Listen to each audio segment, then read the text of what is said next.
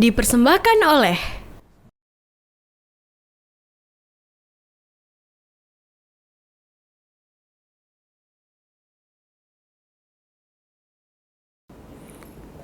Assalamualaikum warahmatullahi wabarakatuh.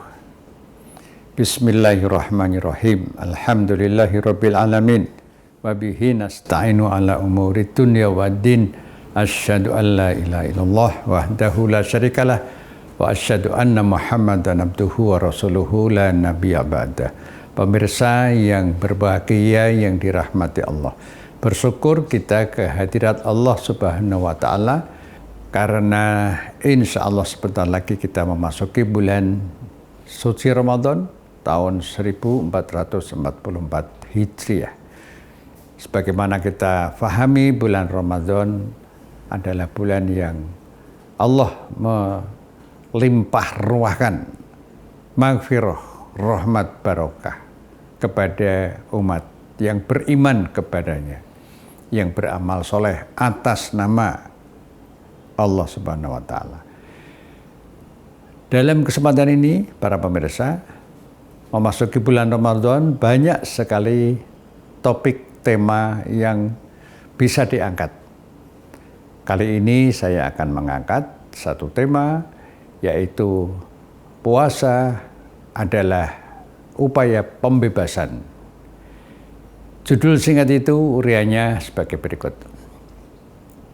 Yang pertama, agama Islam itu salah satunya mempunyai makna fungsi pembebasan.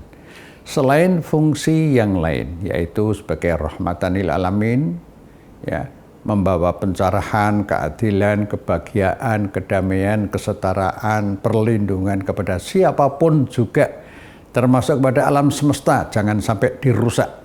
Itu rahmatan lil alamin.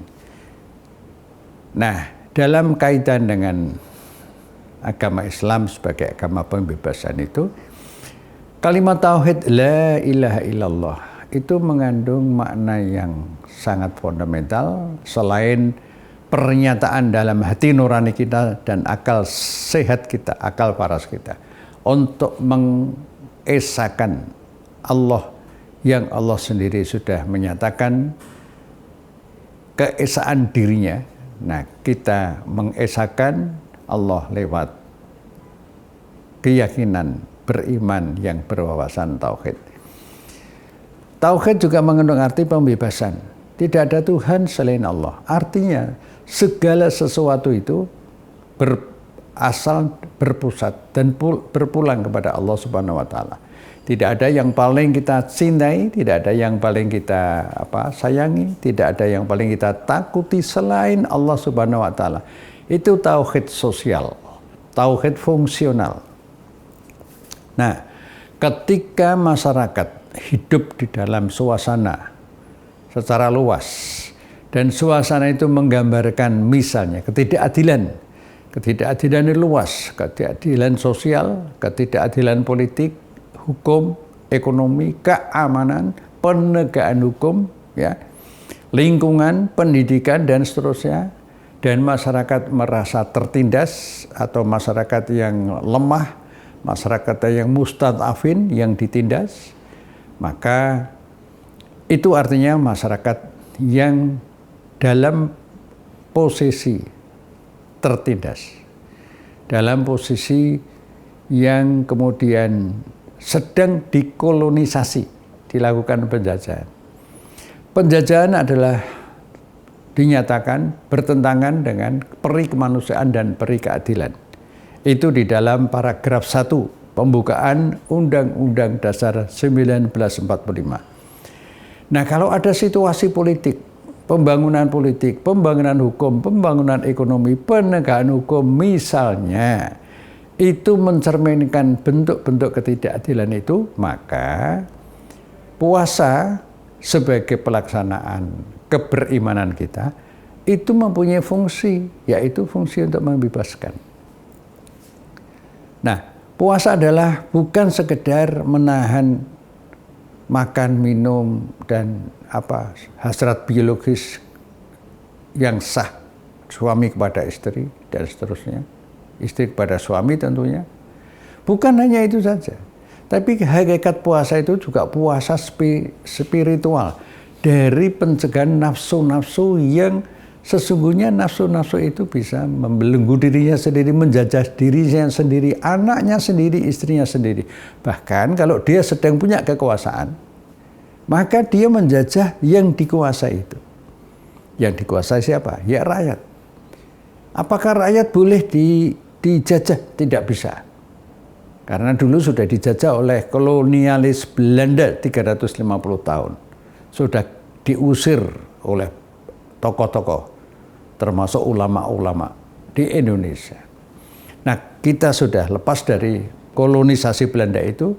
Jangan sampai kemudian sebagian kita yang sedang berkuasa ini di bidang politik, di bidang bisnis, juga melakukan penjajahan, melakukan kolonisasi. Nah, oleh karena itu harus kita bebaskan jika rakyat mengalami kondisi seperti itu.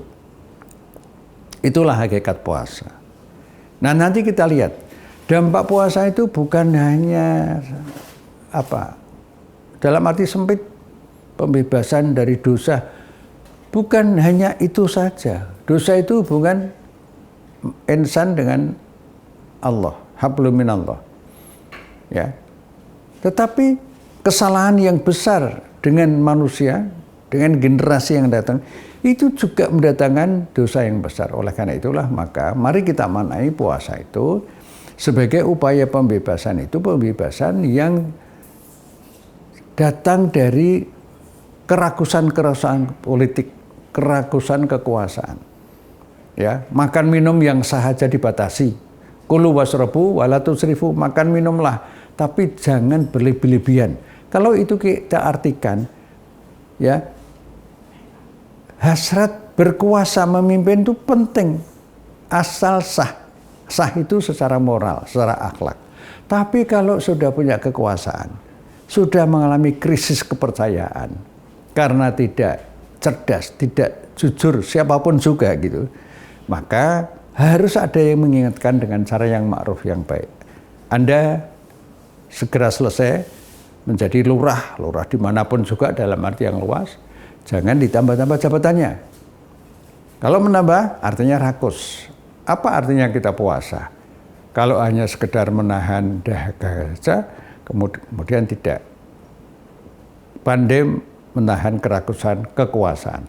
Oleh karena itu marilah kita berpuasa dengan sungguh-sungguh. Inna sholati wa nusuki wa mahyaya wa mamati lillahi rabbil alamin.